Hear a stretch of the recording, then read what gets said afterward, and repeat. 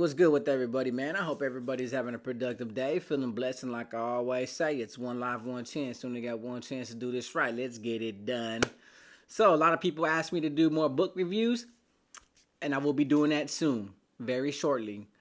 But today I want to get into a personal topic, a topic that I didn't really want to talk about, but I felt like it's important, but I had to find a positive message to send out to the youth. So let's get into that instead. It's kind of get away from all the prison genre stuff for a little while and just focus on something that's more important in life, family. So with that being said, hit that subscribe button, hit that like. Always leave a comment, let me know what you guys think, but give me your guys' honest opinion about this story. When I was young, once I got to a certain age, around like 8 or 10, or 10 or 11, I was I was already on the streets acting a fool. I was acting a donkey out there. I was doing everything you could think of. The beer, from everything from the beer runs to jacking bikes from school and selling them in the hood, making money. You name it, flock season, name it. I was doing it at a very young age because I had a mother who worked two jobs, so she was never home. But that wasn't her fault, and that was not an excuse for me to go and choose and make the decisions that I was making in the first place just because I was under no supervision. But she had to do what she had to do as a parent to take care of me and my brother. My brother always stayed home. He didn't like the lifestyle I got involved in. So after a while, my mother allowed me to stay with my grandmother. See, out of all my grandma's grandkids, I was the favorite. She can validate it. My brother can validate it. My whole family can validate it. Why? I don't know. But I was her favorite. So she catered to me. She babied me. So she allowed me to live with her. I would always spend time with my grandma. I would help her before I would go to school. I'd wake up like an hour early in the morning and help her with her garden before the sun came out, before it got too hot. But when I was in school, I'd get in trouble, come home. She didn't, anything that you could possibly think of, she would dismiss it because I was her favorite grandkid. So I can get into any amount of trouble that I wanted to, and she'd overlook it because I was her baby. Like, it was bad, bro. Like, I used to tell her, like, because she's Mexicana, so she barely was learning English. She knew English, but she spoke more Spanish. She grew up in an older era. My dog violated my video again. But she grew up in a different era, so she didn't know how it was for my generation. So it was even to the point, like, I used to, like, lie to her, like, when school would call, and then they would tell her, like, I had bad grades.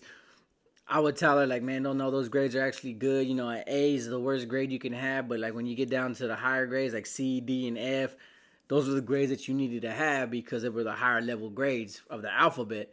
Had her convinced, and so when I'd get C, D's, and F's in my report, she thought I was doing good. In reality, I was doing bad, but I couldn't tell her that, so I would find little ways, when sometimes teachers would call and I'd just be like, she would tell me to interpret what they're saying, and I'll be like, nah, everything's good. They said I've been doing good in school, that they're actually recommending me for a different program for a higher education. Man, I used to lie to her like crazy, and she'd believe it. Like, I first learned how to drive at her house. We had a little house right there in Tulare. It was like right next from the library. It was a fence, right? And the car was parked, and my uncle was teaching me how to drive. But she was on the other side working on her garden, and my uncle was like, all right, put it in reverse, and I reversed it. And he goes, all right, put it in drive, and then drive through the alley and park it in the back. But I didn't know how much pressure to put on the gas, so I pressed it and then go boom, and I went through the fence. And when I went through the fence, I stopped, and I was so close to hitting my grandma with the car. She didn't even get mad. She got scared, but she didn't even get mad at me that I messed up her whole fence. There was even a time me and my brother we were playing Little League, and we were learning how to, we were pitching. We wanted to both play the pitcher position, so we were playing, and we were just playing catch back and forth in the backyard. She's in the kitchen cooking dinner for everybody. A lot of us used to live with my grandma at the time, and I remember one time my brother threw it hard, and it hit my glove, and it hurt. So I was like, oh, you know what? Back at you. But when I threw it, he moved. He was scared that it was coming too fast, so he moved out the way. And my grandma opened up the door to say, dinner's ready. And it hit my grandma in the chest, like right here. And I just see my grandma go, oh! Dude, I cried like you will not believe. She still didn't get mad at me. She was hurt and left a big old bruise mark on her chest between her Chi-Chi's. But she still forgave me. That's the kind of grandma that I had. When I got sent up to YA, I put her through a lot.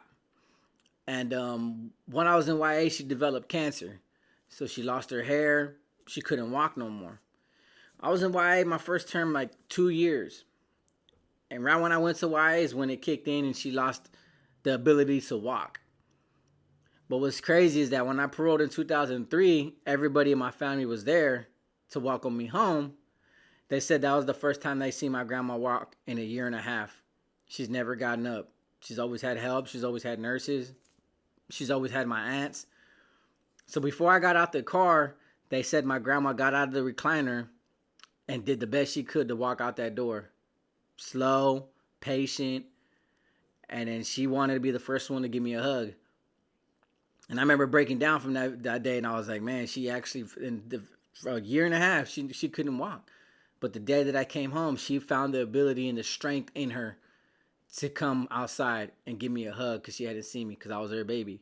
And I remember walking up in the apartments that were on the Blackstone apartments. There were Cambridge apartments on Blackstone Street in Tulare, across the street from the cemetery. And I'm walking up, and she's walking as slow as she can, barefooted. No cane, no walker, no nothing. And she gave me a hug and she cried. And this was around the time that I got real heavily involved with substances in my hood, to where I was always on the streets. After like the first 3 weeks I was out in YA, I went straight to the hood. And then I started using. That was the first time I really started using crystal. I lost touch with my grandma for a long time.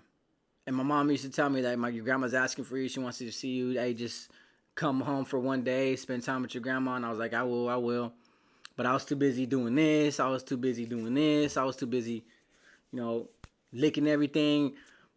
I let the lifestyle consume me and control me, that I forgot and I abandoned my family traditions and values that, family is important. Now, my grandma was there for me no matter what.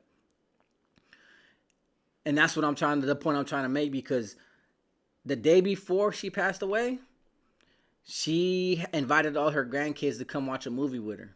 She didn't know she was going to pass. I was invited, and I didn't go. A big part of me is thankful that I didn't go, because I didn't want to see it like everybody else had to see it.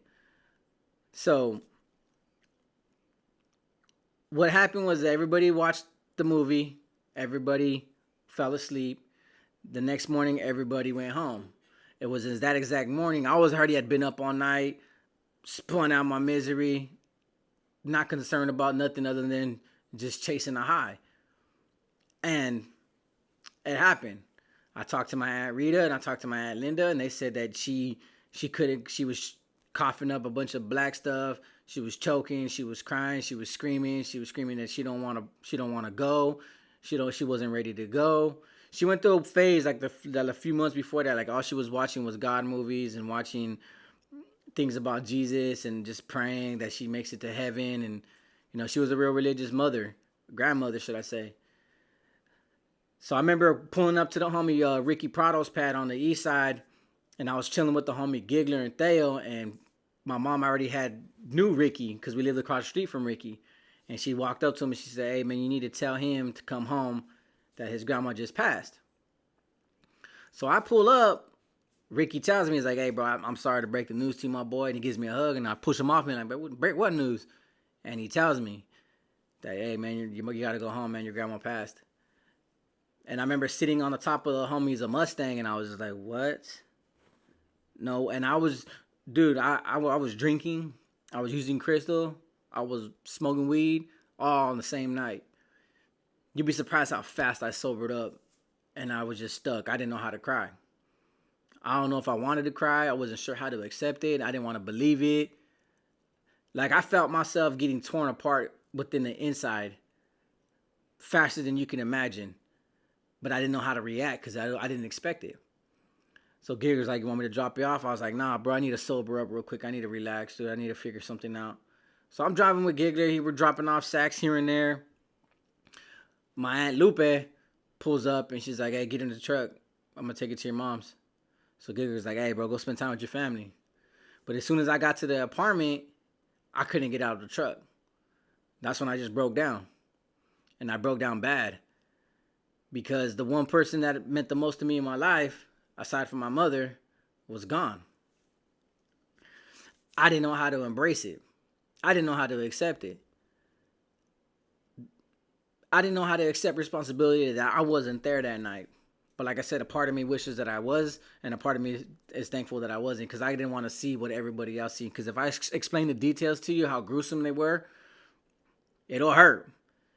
And it's a bad reminder that they have to live through. And I'm so thankful that maybe that's not a demon that I want in my head or a nightmare that I want in my head that would affect me in long term. But they had to struggle to get me out the car. My cousin that passed away, the One Life, One Chance I talk about, he had to get me out the car. And he's like, it's going to be all right, bro. She's in a better place. She's not suffering no more. It took him 30, 40 minutes because I couldn't accept it. So I sat there, cried. At a young age, I didn't know how to cope with that kind of pain. So all I knew what to do was to do best was to go turn to a substance. And I did. And I was supposed to be the pallbearer at her funeral. So, come time for the funeral and the wake, I was pretty much strung out, bad, like I couldn't stop using. I was breaking into garages, taking whatever I could, selling it to the plug, getting a fat issue, and just smoking it away, and I blanked out. I didn't know what I was doing. I didn't know how to respond. I didn't consider everybody my family. I only consider her, my mother, and my brother as family. Everybody else became meaningless to me because I started blaming them. Like, man, how come you let her go down this path of sickness? And I started blaming everybody. And then there was a big part of me where I was like, man, I blame myself for not being there. Maybe if I was there, maybe I could have helped her heal the way I helped her heal when I showed up from home, from YA to home, and made her walk again. You know, maybe I was that power that she needed to recover and to beat cancer. So to this day, I blame myself. I always live with this regret. And this is a regret that I can never undo because I wasn't there when I was supposed to be there. And and the day that we were supposed to bury my grandma, what happens? I get arrested for being under a controlled substance. Well, I was jaywalking, and what cop pulls over somebody for jaywalking? I just jaywalked across the street so I can go get ready, and he pulled me over, seeing that my eyes were like, and sure enough, boom, takes me to jail. My mom comes, picks me up. I was able to bury my grandma that day. But oh my God, did I pay for it afterwards. I paid for it bad. Like, I got whooped bad by my family because of that. Especially my cousin, 1L1C, may he rest in peace. He took me around the alley after everything was done, and we squabbled. And me being 15 and him being 28, 30, I met my match like 4 times that day. Like, it was to the point I cried because I wanted him to stop already. But he was just trying to beat some sense into me, basically like, how could you do that the day of your grandma's funeral? The one person that loved you the most, the one person who you couldn't do no wrong to, and you do it that day, that's how you're going to honor your grandma. That's another regret that I regret. So the message I'm trying to send to everybody and the kids is like, the people that we love the most, while they're here, we need to appreciate the time that they are here. Because it could be long-lived or it could be short-lived. But see, I made a mistake of picking that lifestyle over everybody else. I made a mistake of prioritizing my homie and my hood and my reputation and my name and my usage of substances over the one person that probably needed me the most. And I learned a hard and valuable lesson that day that when somebody needs me, I'm going to be there. I'm going to show up. Because you're going to regret it later on down the road when you're not there and you know you could have done something different to prevent that from happening, or just be there to make sure that they don't pass away alone. That could have made the biggest difference in somebody else's life. And that's why I am the way I am with my mother. Because I'm not going to make that same mistake again. So when my mother needs me, I don't care what I'm doing. I don't care where I'm at. I don't care what she wants. I will show up to the occasion.